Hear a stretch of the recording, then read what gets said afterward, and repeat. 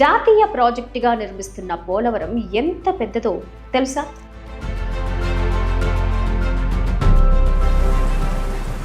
ఇంతవరకు తెలుగు రాష్ట్రాల్లోనే కాకుండా దక్షిణాదిలోనే పెద్దదిగా నాగార్జున సాగర్ ప్రాజెక్టును పరిగణిస్తున్నాం. కానీ పోలవరం పూర్తయిన తరువాత సాగర్ చిన్నబోతుంది. ఆశ్చర్యంగా ఉందా? మీరు విన్నది నిజమే. సాగర్తో పోలిస్తే పోలవరం అన్ని అంశాల్లో అంటే నిర్మాణ, సాంకేతిక, ప్రయోజనాల పరంగా పోలవరాన్ని వరంగానే పరిగణించాలి. సాగర్ కంటే పోలవరం ఎంత పెద్దదో తెలుసుకుందాం మనం ఇప్పుడు.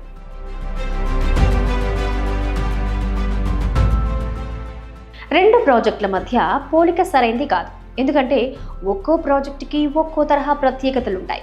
భౌగోళిక, నైసర్గిక పరిస్థితులే కాకుండా వాతావరణ, నది, నీటి లభ్యతతో పాటు నీటి అవసరాలను బట్టి ప్రాజెక్టులను నిర్మిస్తారు.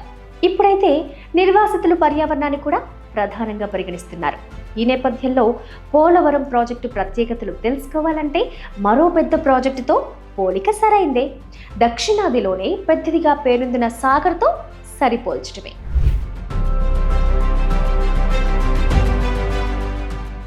సాగర్ ప్రాజెక్టును మొదటి పంచవర్ష ప్రణాళికలో అప్పటి ప్రధాని నెహ్రూ చేపట్టారు.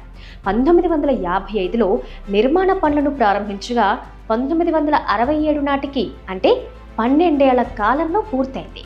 పోలవరం ప్రాజెక్టును 1940లో ప్రతిపాదించగా 2004లో నిర్మాణ పనులు ప్రారంభమై 20 ఏళ్లు గడిచిపోయినప్పటికీ పనులు సాగుతూనే ఉన్నాయి. ఇక్కడ పనులు ఆలస్యం కావడానికి గోదావరి పునాదుల ప్రాంతం స్వభావంతో పాటు వరద, సాంకేతిక పరమైన అంశాలే కాకుండా భూసేకరణ మొదలైన క్లిష్ట అంశాలు ఇమిడి ఉండడమే.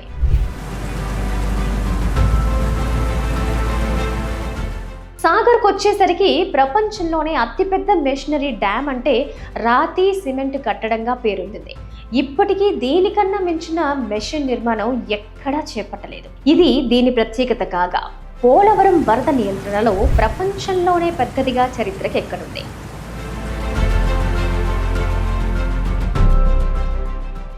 ఇప్పటి వరకు ప్రపంచంలో చైనాలోని 3 గార్జియస్ డ్యామ్ స్పిల్వే పెద్దది. పోలవరంలో అంతకన్నా పెద్ద స్పిల్వేను నిర్మించారు. 50 లక్షల క్యూసెక్కుల వరదను స్పిల్వే గేట్ల నుంచి విడుదల చేయొచ్చు.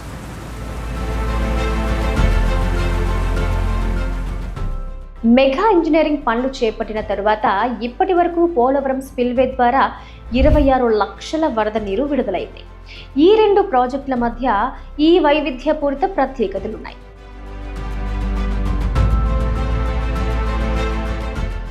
ఇక ఈ రెండు ప్రాజెక్టులను పోలిస్తే సాగర్ కన్నా పోలవరం అన్ని విషయాల్లోనూ పెద్దదిగానే పరిగణించాలి. సాగర్ జలాశయం నీటి నిల్వలో మాత్రం పోలవరం కన్నా పెద్దదే. పోలవరంలో గరిష్టంగా 194 టీఎంసీల నీటిని నిల్వ చేయొచ్చు. కానీ సాగర్లో మాత్రం అంతకు మించి 312 టీఎంసీల నీటిని నిల్వ ఉంచొచ్చు. సాధారణంగా ప్రతి నదికి చివరి భాగంలో జలాశయం ఉంటుంది, ఉండాలి కూడా. దాన్ని టెర్మినల్ జలాశయంగా పిలుస్తారు. ఏ నది పైనైనా సహజంగా టెర్మినల్ జలాశయం మిగిలిన ఎగువనున్న వాటితో పోలిస్తే పెద్దదిగా ఉంటుంది. ఈ విధంగా సాగర్ను కృష్ణా నదిపై పెద్ద స్థాయిలో నిర్మించారు. గోదావరికి పోలవరమే టెర్మినల్ జలాశయం అవుతుంది. సాగర్ నిర్మాణంలో ప్రధానంగా సాగు, జల విద్యుత్కు ప్రాధాన్యత ఇచ్చారు. పోలవరం వచ్చేసరికి ఆ రెండు అంశాలతో పాటు ప్రధానంగా భారీ వరద నియంత్రణ, నదీ జలాల మళ్లింపు, కొత్త సాగు విస్తీర్ణంతో పాటు పాత ఆయకట్టు స్థిరీకరించడమే కాకుండా తాగునీటి, పారిశ్రామిక, జల రవాణా అవసరాలు చేర్చారు.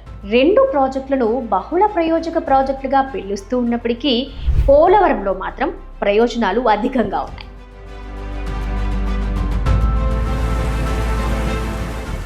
సాగర్కు వచ్చేసరికి పూర్తిగా మెషినరీతో నిర్మించగా నది మధ్య భాగంలో స్పిల్వేతో పాటు దానికి ఆనుకుని జల విద్యుత్ కేంద్రాన్ని నిర్మించారు. పోలవరంలో ఆ విధంగా కాకుండా స్పిల్వేను పూర్తిగా కుడివైపున నిర్మించారు. ఇందుకోసం నదిని 6 కిలోమీటర్ల పొడవున 1.5 కిలోమీటర్ల వెడల్పున తవ్వి కుడివైపుకు మళ్లించి దిగువన నదిలో కలిసే విధంగా చేశారు.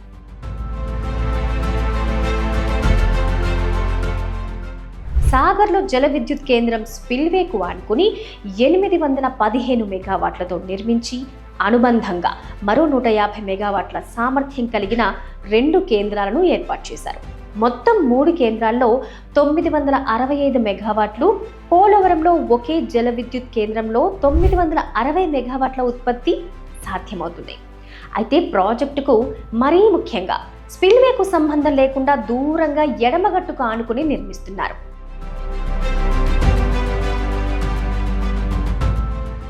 జలాశయంలో వరద ఉన్నప్పటికీ లేక ఆయకట్టుకు నీరు విడుదల చేస్తున్నప్పుడు ఈసీఆర్ఎఫ్ గ్యాప్ 1 ప్రాంతంలోని టనెల్స్ నుంచి పెన్ స్టాక్లకు నీరు చేరి 12 యూనిట్ల నుంచి విద్యుత్ ఉత్పత్తి అవుతుంది. 365 రోజులు విద్యుత్ ఉత్పత్తి సాధ్యమవుతుంది.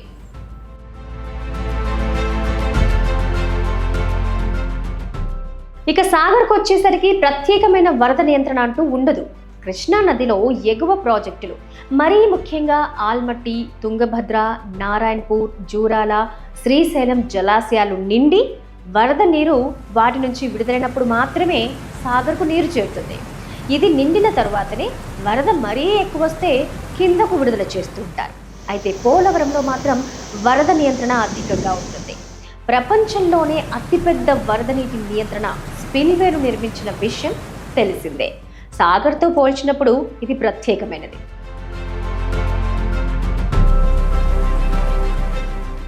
అలాగే పోలవరం పూర్తయిన తరువాత 80 టీఎంసీల నీటిని కృష్ణా నదికి మళ్లిస్తారు. ఇది 2 నదుల నీటి కేటాయింపుకు సంబంధించి ఆయా రాష్ట్రాల మధ్య కుదిరిన ఒప్పందం ప్రకారమే.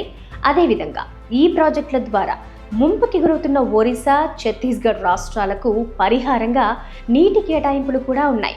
దీన్ని బట్టి అంతర్రాష్ట్ర నీటి కేటాయింపుల ప్రాజెక్టుగా కూడా పోలవరాన్ని పరిగణించాలి.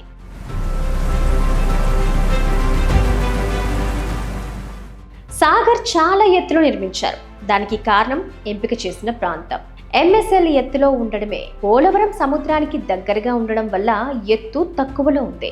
సాగర్ సముద్రానికి దూరంగా ఉండడం వల్ల ఎత్తు ఎక్కువగా ఉంది. అప్పటికే పోలవరం ప్రాజెక్టులో ముంపు ప్రాంతం ఎక్కువగా ఉండడం వల్ల అంతకన్నా ఎక్కువ ఎత్తు ఉండకూడదని నిర్ణయించారు. సాగర్ 407 అడుగుల ఎత్తు అయితే పోలవరం 150 అడుగుల్లో ఉంటుంది.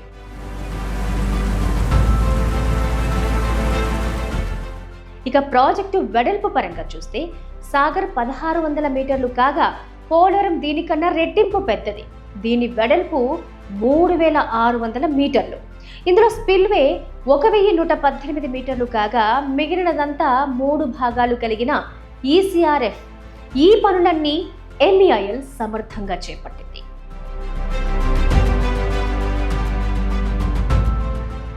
నది మధ్యలో ఈసీఆర్ఎఫ్ ను 3 పద్ధతుల్లో నిర్మిస్తూ ఉండడం ఆ ప్రాజెక్టుల్లో ప్రత్యేకత. స్పిల్వేకు ఆనుకుని ఉన్న కొండను కలుపుతూ గ్యాప్ 3ని పూర్తిగా కాంక్రీట్తో నిర్మించారు. గ్యాప్ 2ను పూర్తిగా నదీ గర్భంలో నిర్మిస్తూ ఉండడం వల్ల అక్కడ భూమి పొరల్లో పటుత్వం లేకపోవటం వల్ల డయాఫ్రమ్ వాళ్ళు దాదాపు కిలోమీటర్ మేర 130 మీటర్ల లోతున నిర్మిస్తున్నారు.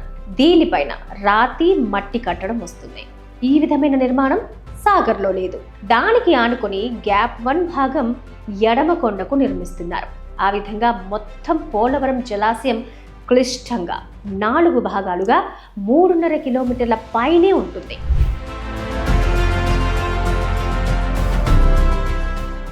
ఇంత పెద్ద సాంకేతికత, నిర్మాణ సంక్లిష్టత మరే ప్రాజెక్టులోనూ ఇప్పటి వరకు లేదు. గేట్లు, డీవాల్, ప్లాస్టిక్ సర్రీ మినహా అన్ని పనులు మెగా ఇంజనీరింగ్ చేస్తోంది.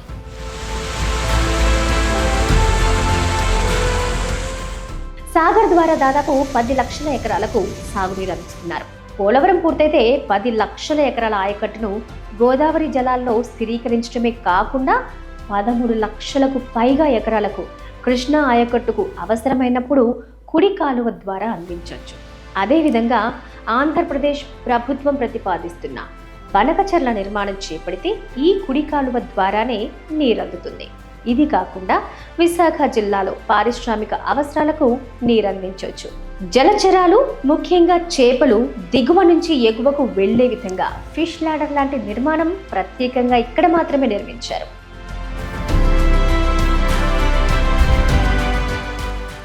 మరోవైపు సమాంతరంగా తాగునీటి ప్రాజెక్టును నిర్మిస్తున్నారు. జలాశయంలో నీరు అడుగంటిపోయిన తరువాత కూడా తాగునీరు పంపు చేసే విధంగా ప్రాజెక్టు పనులు ప్రత్యేకంగా కుడివైపున జరుగుతున్నాయి. ఇన్ని ప్రయోజనాలు సాగర్లో లేవు. సాగర్లో కూడా హైదరాబాద్ నగరానికి తాగునీరు అందించే విధంగా పథకాలను చేపట్టారు. అయితే అవి ప్రాజెక్టు ప్రారంభంలో చేపట్టినవి కాదు. జలాశయం వెనుక నీటిని తోడే విధంగా గత 2 దశాబ్దాల కాలంలోనే చేపట్టారు. సాగర్లో నీటి లభ్యత ప్రాంతం అంటే క్యాష్మెంట్ ఏరియా 2,15,000 చదరపు కిలోమీటర్లు కాగా, పోలవరంలో 3,07,000 చదరపు కిలోమీటర్లు విస్తరించి ఉంటుంది.